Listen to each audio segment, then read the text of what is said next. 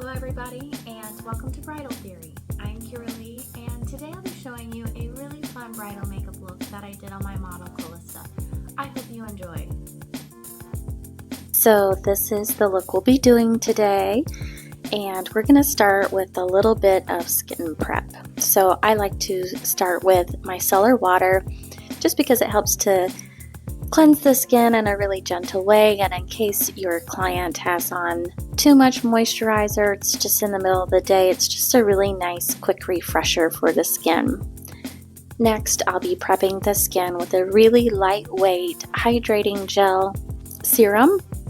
I'm not using a primer because I will be airbrushing the skin, and most primers are silicone based. And the foundation that I'll be using is water-based, so I'll get into that in a minute. I'm going to place a couple eye masks onto my model. This serves two purposes. One, I like to do the eyes first, so it allows the eyeshadow just to fall on that. And then two, it can hydrate while I work. Now I'll be prepping the eye with a little bit of concealer. I like to do a really sheer layer. I don't like super heavy concealers on the eye. I think it can just be too much and not necessary. So I do make sure it is covered really well and the whole area is done, but I just make sure that that area is very sheer. I'll list the products below as well.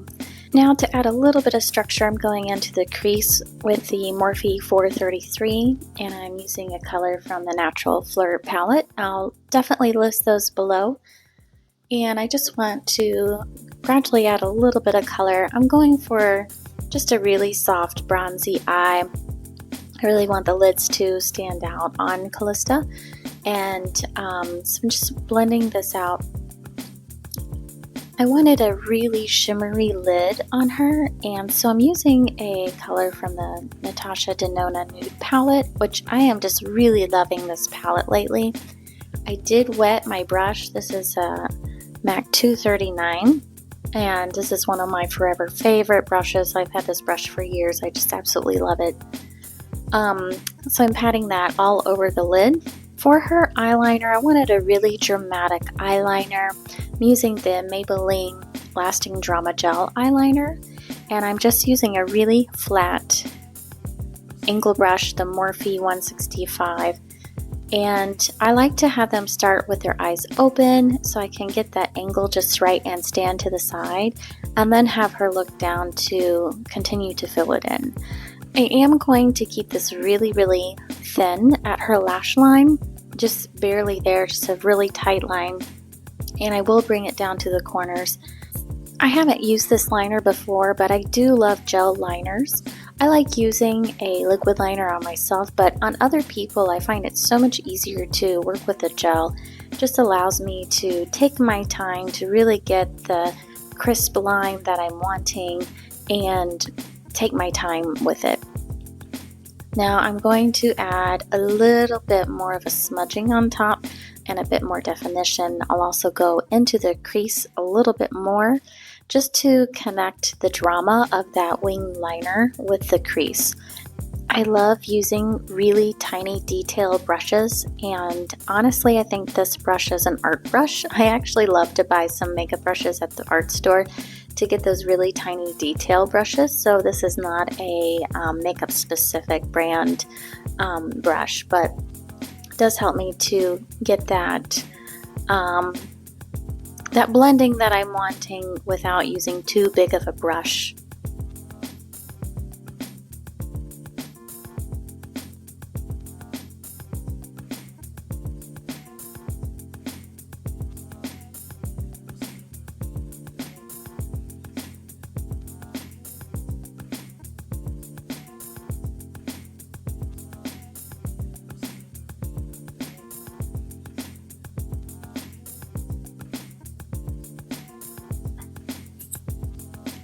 Now I'm just going to go back in and add a little bit more depth into this crease.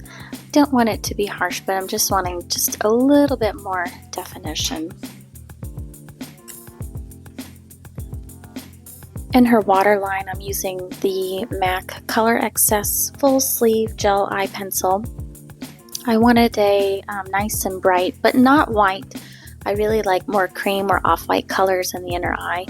And honestly, I'm not too crazy about this pencil. It got the job done, but you know, it was okay. Now for the fun part is airbrushing, and I'm starting off with a lighter color to go underneath her eyes. I'm using the color N25 in Aeroblend Airbrush Makeup, and I'm using this to brighten up underneath the eyes and give her any coverage that she needs. I'm going in really light sheer layers. You always want to work in light sheer layers with airbrush. If you add too much and then you find yourself sponging it off or trying to blend it in, then you've defeated the purpose of airbrush makeup. I had a little oopsie right here. I got a little too close, but no worries, it's easy to fix. It's makeup. Now I'm using O35, which is her skin tone, and I'm able to go in, do some concealing. This never gets old to me, but I love watching blemishes just disappear with the airbrush. And what's funny is it looks like there's nothing coming out of the airbrush, but I assure you there is. Now it's really important that you keep the airbrush moving in a circular movement. This ensures a nice even pattern, and keep it about 4 to 6 inches away. Unless you're zooming in on a blemish like I just did and you need to keep it still, always keep it moving, circular motions, and not really close to the skin, or else you can get way too much, and this is when it becomes cakey or thick looking, is because you've gone in too close or too thick with it. Now I only have about probably 5 to 7 drops total that I'm using, so it's hardly any makeup that's coming out into these layers. It's really important to just gradually build, and as you go with an airbrush, it's not like traditional makeup where you can put on a lot and then take away. With a sponge, you always want to start off light and then work your way up.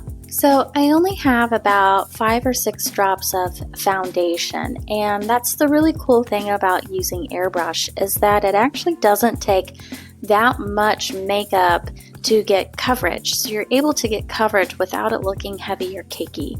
Now I will say it's really important to always work in those sheer layers and to gradually add until you're really happy with the coverage that you have. This is great for bridal or anytime really, because you're able to get coverage and it'll look really good not only on camera but also up close and in person as well.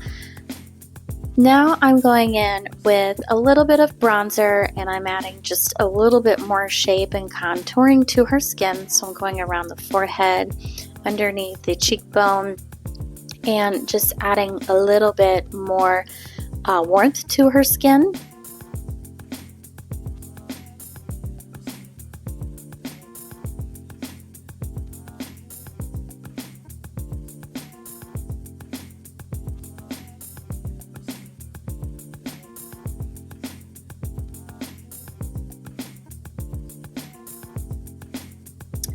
And I am just loving the way this is looking. Her skin is flawless. It is so beautiful. I'm just really happy with this. What do you guys think?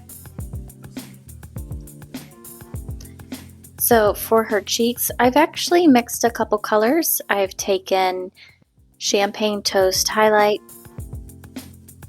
Bronzer, and Singles Cruise Blush, and I've mixed them together. And I'm just adding them for just a really nice warm glowy highlight on top of the cheekbone, and so that's why I'm going in a little closer so that I can add that really gorgeous beautiful highlight. I love airbrush highlighted on the skin because it doesn't look like it has texture the way some of the powder highlighters can look.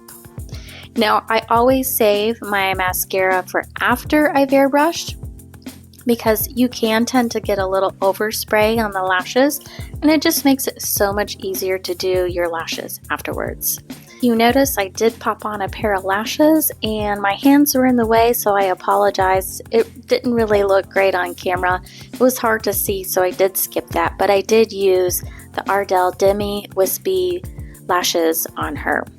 Now I'm just adding some definition to her brows. Now she already has beautiful brows, but I just want to add just a little bit more definition.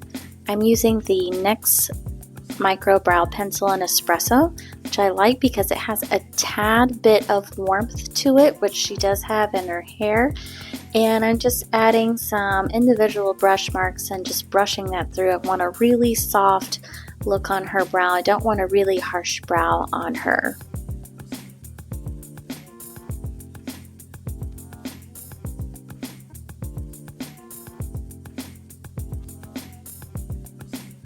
Okay, so now I'm just having a little bit of fun. I wanted to add some more shimmer and sparkle to her eyes. So I've got the Stila Diamond Dust, which I'm just adding as a really thin liner in her crease. So it just adds a little pop of sparkle.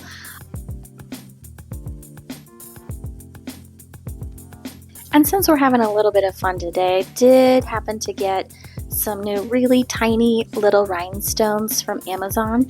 So I used some lash glue and I popped 3 on her. I did one on the inner corner and then 2 on the outer corners, and I made sure that they weren't in her crease so that when she blinked that they were comfortable. It just adds a tiny little extra twinkle. I think it's just really fun.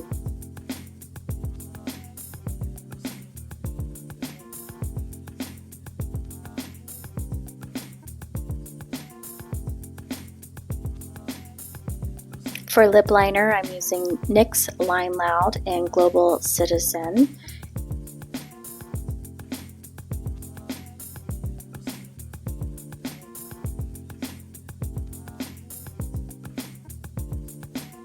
I wanted to try the e.l.f. lipstick in Dirty Talk.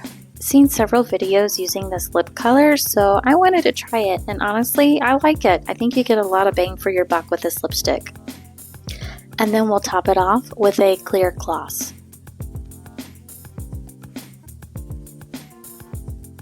So far, I am really loving this look. I think it's just really fresh, it's soft, it's bronzy, it's got a little sparkle and a little drama to it, but it's not over the top. What do you guys think? Now, what's really cool about Airbrush is you can go back over and add powders on top as long as you, again, work in really light sheer layers. I am adding just a really, really soft contour on her nose. I'm using the Loreal Contour Powder Palette. And I'm just adding a tiny, tiny bit of definition.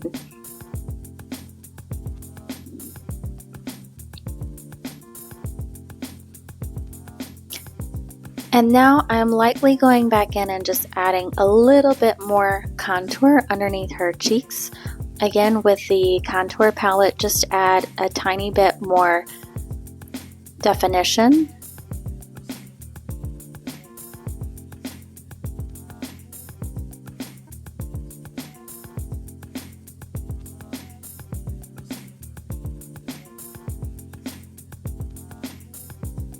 Now, I want to add the tiniest bit of concealer underneath her eyes because sometimes it can be difficult to airbrush really close to the lash line, especially in the inner corner. And I wanted to add just a little bit more coverage. Since she has a water-based foundation on, you can add a concealer that is silicone based as long as you pat it gently on top and you work really delicate with it. Now you can go in and add a little bit of powder. I did add just a dab of the IT Cosmetics Translucent Bye Bye Pores powder. Okay, and here's the finished look. Let me know what you think in the comments. Thanks again for watching.